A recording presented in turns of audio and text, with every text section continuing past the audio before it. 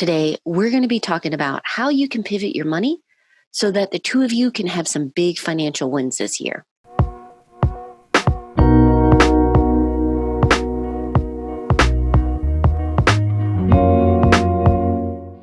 Welcome to Couple Money, where we're focused on helping spouses get on the same page, pay off their debt faster, and get on the path to financial freedom together. I'm Elle Martinez. For many couples, 2020 was challenging. It could be on the financial side, health-wise, or even just our schedules and routines. Understandably, you're probably looking forward to resetting a few things, including your finances. So today we're going to be focusing on that. We're going to be looking at how you can set things up so that the two of you can manage your money easier and actually hit your goals this year. I had the pleasure of speaking with Peter Polson, the founder of Teller, which is a fantastic and customizable way to budget using the power of spreadsheets. In our discussion, we get into why tracking your money matters, how to create systems and habits that move you closer to your goal, and how to actually achieve those big money wins that you want. I hope you enjoy. Thank you so much for joining me this evening, talking about hopefully having some big wins in 2021, especially when it comes to finances. We've all had to adapt. So I'm glad to chat with you. How can we reset things to have a good year for our finances and beyond that? Absolutely. I think we're all looking for that right now. 2020 was the most unexpected year. And with that behind us, I think everyone wants to use this as a chance to get a fresh start, a different start. We don't know what we can control. I think that was a big lesson from 2020 was that there is a lot we can't control, but there are those things we can. And flipping the page to a new year is a good chance for us all to dig into those things we can control. So here's to that in 2021. Yes. And I know like you, the date in particular doesn't matter. You can always start fresh any month of the year, but just naturally, a lot of people are thinking new year, maybe I can change some things. It's interesting that you're mentioning things outside of our control, because you look at what people have for goals, and typically the top 3 goals are talking about paying off debt, saving more, and getting a budget that actually works for them. I was reviewing for 2020, what people had for the past year when they started the year off as goals. And money came up several times on that list. Number 2 was saving more. And then number 7, I thought this was interesting, not just have a budget, but actually this year to stick to the budget. I mean, who would have thought that would be so hard? I mean, raise your hand, anyone, if 2020 played out according to your budget. Right? Actually, there are some people for whom 2020 turned out to be, had certainly some wins. For many people, it had some losses. I don't think for anyone did it play out as expected.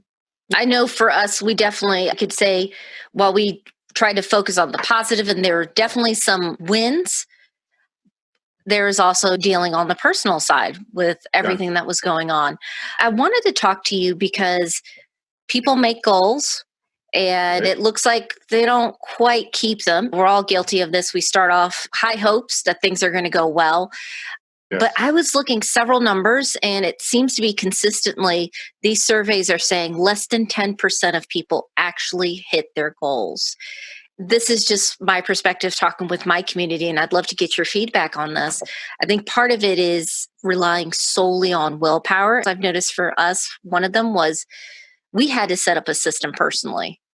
Not just we wanted to save more, we actually had to put a plan into place. Have you ever seen some hurdles that families have with actually keeping their goals, either with your work at Tiller or personally? I love New Year's because it is this sort of fresh perspective that we have. It's a chance to set those goals. But to your point, sometimes we get a little ambitious with our goals, and it is easy to say, okay, I'm going to fix everything. I'm going to, all those house projects, all my work ambitions, my financial goals, like put it out on the sheet of paper, and I'm just going to tackle it all. And actually, I would say that's great. Like, write it all down. That's fantastic. I think the thing that can helps so much is if we make progress. As we speak about finances, one of the things we talk about here is this keystone habit.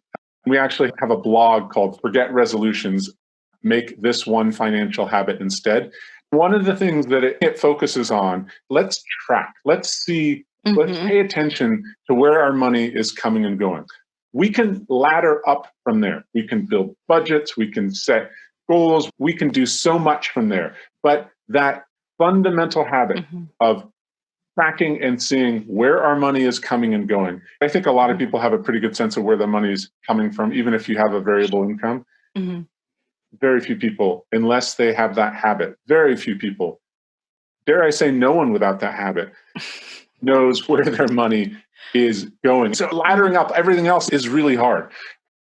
For us, when we're doing well in our family, with my wife, Shannon, what that means is that we are in our finances a few times a week, just paying attention. What are the transactions? We're talking about it once a week together. And that could be a short conversation, that can be a long conversation, but we're having that conversation once a week. So maybe we've blown a budget one month, or maybe there's an expense that's actually really important that wasn't planned. And we're like, that's really important, so we're going to make it. And funny that we didn't even think about it when we set the budget. All that's okay if we're tracking. But that feeling of coming to the end of the month and it's like, whoa, how did I spend that much on the credit card? How do we make this work? Having that surprise at the end of the month, that's tough. That's just going to set anyone back. It's going to make it harder to reach any goal. It's going to make it, frankly, you're just going to want to tune it out. Yeah, I agree with you. And I think it's interesting you bring up habits and how important they are. I know we're talking about financial habits, but really with a lot of goals that people have for the year with their health, taking care of themselves, taking care of their family, the building block seems to be habits. How can you develop those keystone habits that kind of snowball into more positive things? One of the things I had planned on 2020, since we were staying home more, was, you know what? Well, that extra time that I'm not driving around taking care of things, I can use that for exercise. Then it was a matter of, okay, how do I make this easy for me to do? Which is laying out the clothes ahead of time and doing it first thing in the morning. You mentioned with the foundation of a budget is that habit of keeping tabs on it. I know at Tiller just makes everything automatic, pulling it into the spreadsheets. Why do you check pretty often? Some people feel like, do I need to check that often? How did you guys figure out for you what was the best habit or frequency of doing that? Right. Honestly, I'll keep it simple. A lot of habits are easiest if you do them daily. The thing about checking in on your spending, and again, my world is built around our Tiller, my financial habit there is built around our Tiller money spreadsheet in our family. So every day, see the new transactions. That might take, there might be 2 transactions from yesterday. There might be none. There might be 10, depending on the day. And that's a really, really quick, like, snap, and we're done. It doesn't have to take much time. But if we tell ourselves, okay, I'm going to do it on the 3rd day, or like that becomes a really hard habit to figure out and to remember. So a daily habit. And just like you said, if you set things out, maybe it's a sticky on your laptop and it's like, okay, when I open my laptop in the morning, I'm just going to check my Tiller money sheet and just see what's there. Boom, boom, boom, categorize a few things. Maybe I've set up AutoCat with my own rules and it's running. Maybe there's not even anything to categorize. Just going to take a look. And that's going to build this awareness and everything else is easier. Yeah, I would say a daily habit. Telling someone, I want you to floss on Tuesday and Friday, you're not going to get much traction. Say floss every day. Probably flossing, it benefits to do it every day. But even if it didn't, I'd say do it every day because it's a heck of a lot easier to remember. After I'm done brushing, I floss. So find that metronome in your day. And it's after I do this, after I open my laptop or when I make my coffee or something, when I'm on lunch break, first thing I'm going to check my Tiller money sheet and just see that everything's in order. Some days that may take 30 seconds. Some days it might be like, oh yeah, okay, it's the end of the month. Or, oh yeah, I had that question. I wonder if we tried to do this next month, how would that work out? So some days you may spend 10 or 15 minutes in it. Other days it literally could be 30 seconds. Do it every day. It's an easy habit. Find the reminder, find the prompt that helps you to get in there every day, it's going to change your relationship with your money and your spending. It's going to give you an awareness that you haven't had before, and you're going to feel empowered. Yeah, I definitely agree with that. You mentioned how most people don't know where their money goes. We have 2 kids, we have work. So our day is pretty filled, and it's so Yes. easy to forget, oh, yeah, I did spend here or I did spend there. Right. Writing about personal finance, podcasting about personal finance Yes. is a part of our lives. But Yes. like, we also have to have a look at our spreadsheet just to make sure. And it's like, oh, yep, we spent over here. That's why the Right. balance is this. Because it goes so quickly and Yes. so easily. So I Yes. love that you have that as an essential habit. Families, they're planning for the year, Yes. and those 2 big ones, paying down debt and saving more. What are some habits or advice that you would give as first steps for a couple or a family that's looking to start tackling those goals?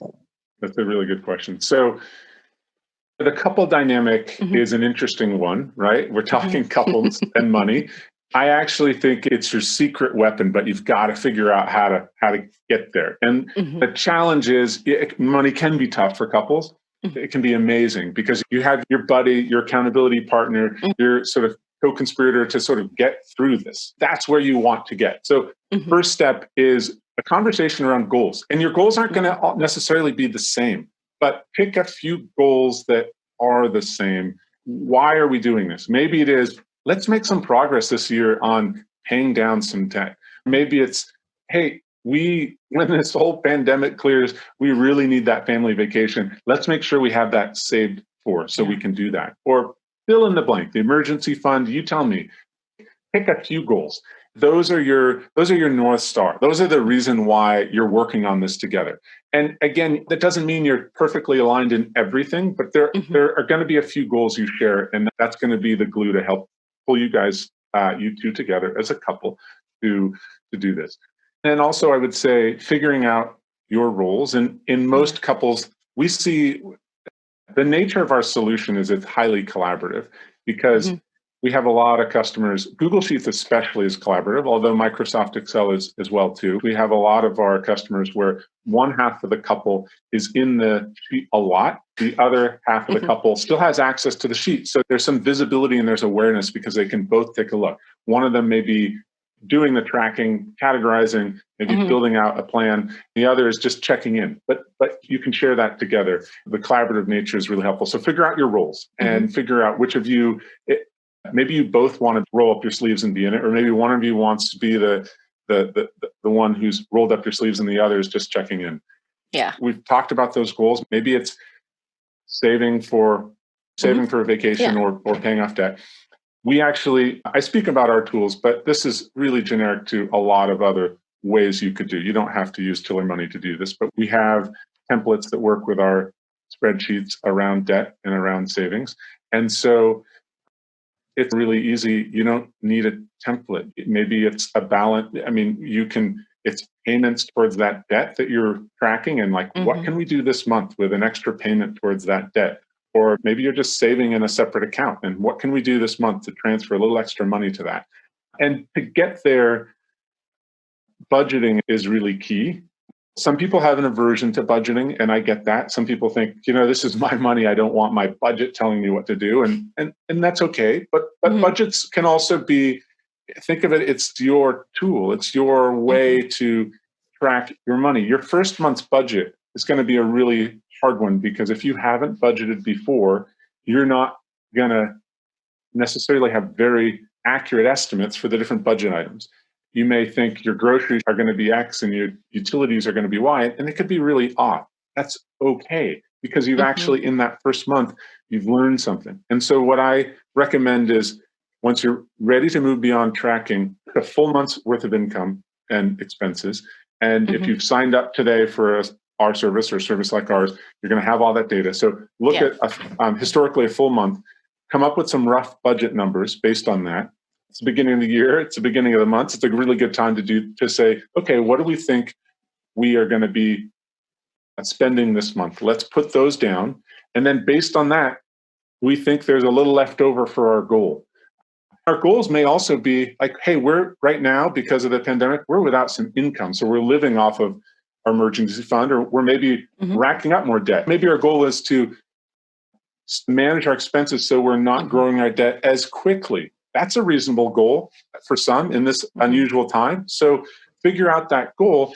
And now you're going to go through the month. You're going to see how you compare against your budget. You're going to see if you have something left over to save or to pay down that debt, and be easy on yourself, right? At the end of the month, you're going to say, okay, wow, these were the surprises. This is what we didn't expect.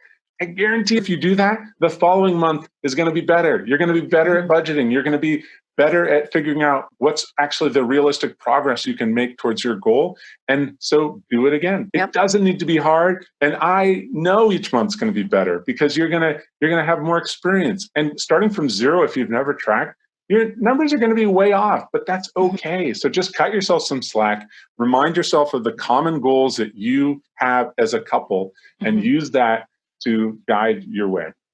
Yeah, absolutely. And I love how you mentioned giving ourselves some slack. I know some people feel like they should be completely ambitious. I mean, you have this energy, you want to do this, and it's really about acknowledging where are we, currently with our finances, or just, with our work schedule, what can we handle? Take it one step at a time. I love that too, because even if you do step one, which is being aware of where your money is going for January, like that's the challenge we're doing in our community. Let's set up your budget just to track it and see where is the money going. That way you can have a baseline. That can be powerful. Next month you improve 5%. Next month you improve 5%. End of the year, that's a significant change. And you've built something that's sustainable. We've talked about this a couple times on the podcast, but especially now when people are really looking to make some progress with their finances is, as you're having these wins, you definitely open up more options. I know for us, paying off debt gave me a certain amount of freedom to be able to work from home. And then when we had the savings, I felt a little more confident. Now I could work around my kids' schedule. But for you, as you're making these improvements, you're having these financial wins, what opportunities have you noticed with you and your family because you're making this progress? Right. That's a good question. Yeah. So for us, one of the outcomes of that for us, we live in a small community.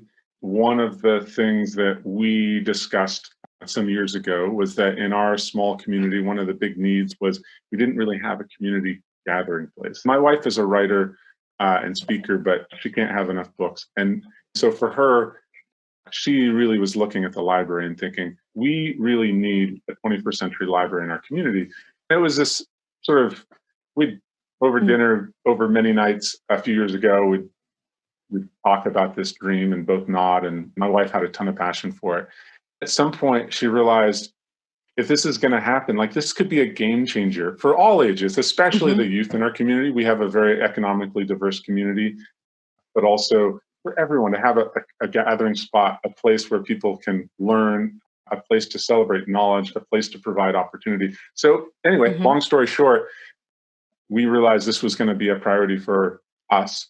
And that manifested in a few ways that would never have been possible if we hadn't had some conversations already and some practice around our finances. One is we decided this was something that we personally wanted to commit to financially. The big audacious goal was let's build a library. So we wanted to commit to that personally. Second is my wife wanted to create a Friends of the Library board and raise the funds and actually see if this could happen. So she shrunk down her work, which had impacts on our income, and started, it seems, a second full-time job, but let's say it's a half-time job on a good week. Has been for the last 2 years focused on fundraising. Recently, they broke ground on this new library. And that's something that she has given generously of her time. We've given as a family. And that's something that's been really rewarding when we think about those things, like how are we spending our time and how are we spending our money? That's been really meaningful for us to say that this is an area where we want to spend our time, which is especially my wife's time. And so how do we allocate around that? This is an area where we want to spend some money. We're in the success of this library, we're a small donor, and my wife has become a very big organizer. Yeah. And so that is all like having a handle on our finances has made that possible in order to allow her to do that half-time volunteer role and in order for us to support that. So that to me, I think at the end of the day, when we think about how we have spent this portion of our lives, both of us have meaningful work we love, but this side project, I think will be something that we're really proud of, that we were able to do. I guess proud's probably the wrong word, but it feels like a meaningful contribution. Yeah. And that would never be possible without some handle on our finances because it didn't come easily. It's still not easy. And yet it's something that with some deliberate planning, we've been able to do. So I think that's been a huge win for us. I hear it in so many different ways from our customers. And just a story that I love to tell is a woman who wrote in and she talked about they had a newborn and she was using Tiller money to figure out how she could give up her income and they could live off her husband's income so she could be at home with the child. Yeah. And if you look in our community, there's so many stories like this, but that's a deliberate choice. And for them, that was what they chose to do. Different couples can choose so many different things with where they spend their time and their money. But at the end of the day, to feel like it was what we did deliberately, we look back and gosh, like we chose to spend our time and our money in a certain way. And we realized that at least some of that is a huge win. And it may not be, those choices manifest in small and mundane ways every day. And that's what I want for everyone. I want for your listeners is to look back and to say with circumstances that we didn't have control over this year in 2021, we set some goals. And at the end of the day, we were deliberate and felt empowered to the degrees that's possible. We felt empowered with how we were using our money and our resources as a couple. Yeah. I love that. We're definitely like a family that before the pandemic, like weekly, we'd be at the library, fund all the crafts and projects that are available. So I personally like really love that story. But more importantly, you and I are aligned in that we want other families to have some financial wins. I'm doing this money challenge with getting people aware with their budget, but you over at Tiller, you guys are doing a 30 days of financial wins challenge. So I kind of want to wrap things up. What is that about? How is it working and how can people join it? Absolutely. So we're kicking off at the start of the new year and you can go there now and sign up. It's live. It's a 30-day financial wins challenge. And it really aligns with what you're doing with your listeners. We recognize that we need to help people build habits to start the year. Our service has a 30-day free trial. We wanted to offer this challenge and this wins that fits within that free trial. And it's all about getting your finances in one place, building some habits around tracking, setting your first budget. Really excited. It's an awesome course. It's awesome content. I'm actually taking it. And as well, all of us who take it can make comments with each of twice a week in your inbox. There's a financial win opportunity. There's a link in the community where you can share your experience, share your win. And I'm going to be in there posting and sharing our wins. I'm going to be doing it alongside everyone else. I am doing it. And so if this is a fit with some of your listeners, we'd love to have you come to our site, sign up for the challenge and join in. Let's see how we can help you with your wins and getting started with on the right foot in your new year. Yeah, that sounds fantastic. So if anyone's listening and you guys want to join in, and I recommend if you're looking for a way to make a change, I highly recommend the community is a big help, having that positive peer pressure. Just go over to couplemoney.com/Tiller. Thank you so much, Peter, for joining me. I appreciate it. It's great to be on your show again. And I wish all of your awesome audience the best in this new year. Thanks so much.